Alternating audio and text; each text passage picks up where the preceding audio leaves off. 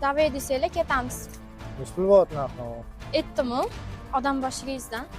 Joyingiz bormi? Bor, joydan xavotir olmang. O'ral berib. Ketdi unda. O'tiringlar.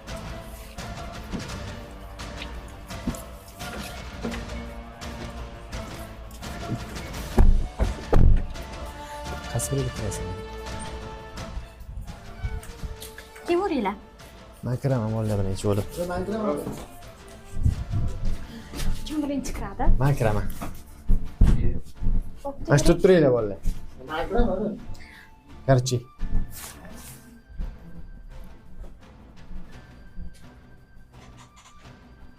Ne ona qarab turibsiz, yechamaysizmi? Yechinish ham qochmas.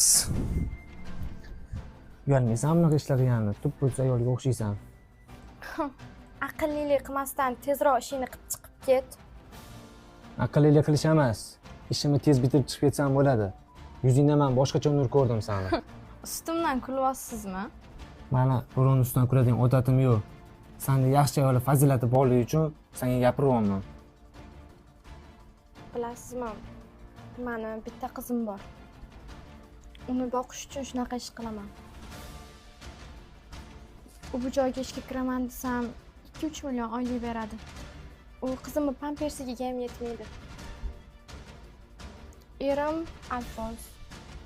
U ro'zg'orimizga yordam bermaydi. Bular nimani javob ketdi voy buda? Haqiqatdan ham kirib ketganiga 40 minut bo'ldi. Nima qildi u? Va eshitib ko'raylikchi. Gaplashib o'tirishibdi. Bemalol gaplashib o'tiribdi-yu ular. Shunaqa degan, hali seni ering ham bormi? Yo'q, siz noto'g'ri tushunmang. U menga erlik ham qilmaydi. Men uni boqib, faqat kiyintirsam bo'ldi. U men bilan shuning uchun yashaydi. Shunaqa degan. Ha, qo'yaver. Men senga o'zim uylanib, qizingni ham o'zim katta qilib, olib chiqib ketaman bu uydan.